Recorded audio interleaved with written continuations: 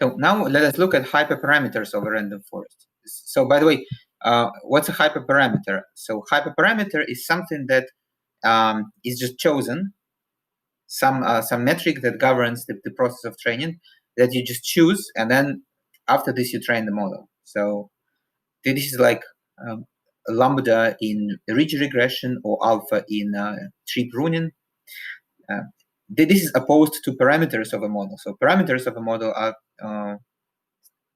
these sort of values that are fine-tuned in the process of training. Now, so what are hyperparameters of a random forest? So hyperparameters, so the first of them is the number of trees. So, but here, the more the better. So the only problem is that the more trees you have, the more time it takes to train this random forest. And even the default value of 500, sometimes, if the data set is large, you will just have to wait for too long for the training to be over. So which is why very often in practice we change this 500 to 50, play a little bit, so see how it works, and then maybe we just change it to 500 and then train the random forest one more time and save the resulting model, right? So, but this is, I mean, on paper this is kind of a hyperparameter, but it does not really affect anything. So the increasing the number of trees does not cause overfitting. So the number of predictors used at each split, right? So this is, when a random forest is constructed, so we artificially restrict the number of the set of predictors that is allowed to be used for each split. Now, this is a hyperparameter, and the outcome of the model, so the final error rate, is actually sensitive to this, and all libraries in R for training random forest, they have this as one of the hyperparameters.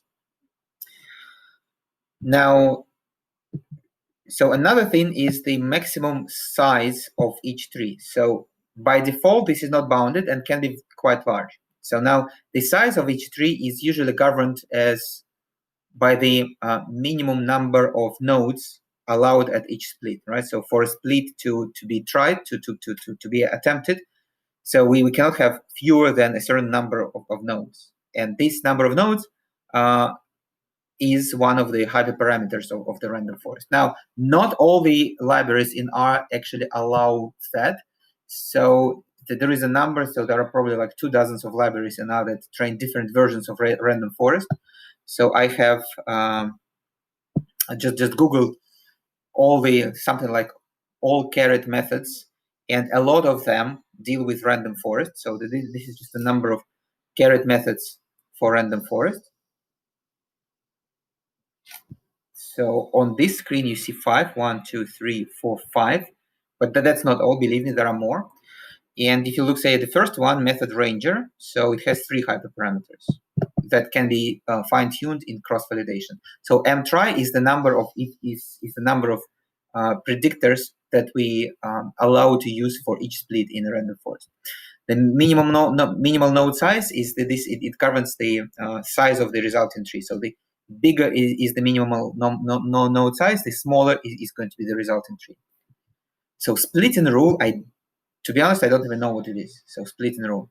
Now, if you look at some other methods, so R-Boris, so then it only has the number of randomly selected predictors, which is the same as mtry in ranger, and the minimal node size. Okay, so it doesn't have this splitting rule. So this probably is because this method ranger, it is based on some library that is kind of more clever. Probably it is some version of random forest that I'm not even familiar with, because I'm not an expert in random forest. Now, if you use method rf, then it only has the number of predictors as the hyperparameter. So it does not even allow to change the minimal node size. So if you look at this random forest by randomization, so this is some modification of the original algorithm. So it does not have the minimum node size, but instead it has this number of random cuts. So my point being is that the precise list of parameters available in each R library. It actually depends on the library. Yeah, but the maximum size of each tree is, in fact, I mean, you can, hypothetically, you could control it for in every implementation of random forest. It's just that some allow this, some don't. Well, and again, so just like individual decision tree and Bayesian, random forest provides a convenient way to measure importance of predictors. And if you look at this, it makes perfect sense, right? So the most important predictor, so the one that affects the outcome of our prediction, is sex frequency, which makes, again, a lot of sense. So because we are trying to predict if a couple is married, so if they do not have sex, then they are not married. So that we can say for sure, and this is why sex frequency is one of the most important predictors. So then the other important predictors are age and age when they met, right? So it makes a lot of sense, right? So if they are sufficiently old, they are probably more likely to be married. But age when met, I'm not sure. So maybe it is true that if they are young, they're probably not likely to be married, and if they're very old when they met, then maybe they are not very likely to be married either. I don't know. So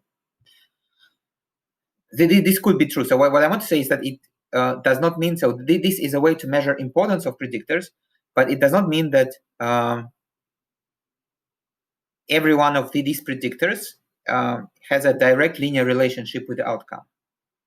No, so it just means that it affects it in some way. So maybe in a non-linear way. So income is an important factor, and again, obviously, so so here it is probably more likely that if they have higher income, then I'm more likely to be married. Well, and some predictors, some variables are not important predictors, like whether or not they met on vacation or online, or whether they were work neighbors. So this is not really important to predict the outcome, right? So which really means that so hypothetically, if you want to construct a linear model, you could run a random forest first, and then just pick those that seem to be important, and then just use them for constructing a linear model. Okay, so we have looked at these two types of ensembling, Bayesian and random forest. Bayesian, we don't really use Bayesian in practice, so this was just to explain the logic behind random forest. And random forest is usually a very strong method. So in practice, if you just use it out of the box, it's going to be a pretty decent. So it's going to be hard to beat it.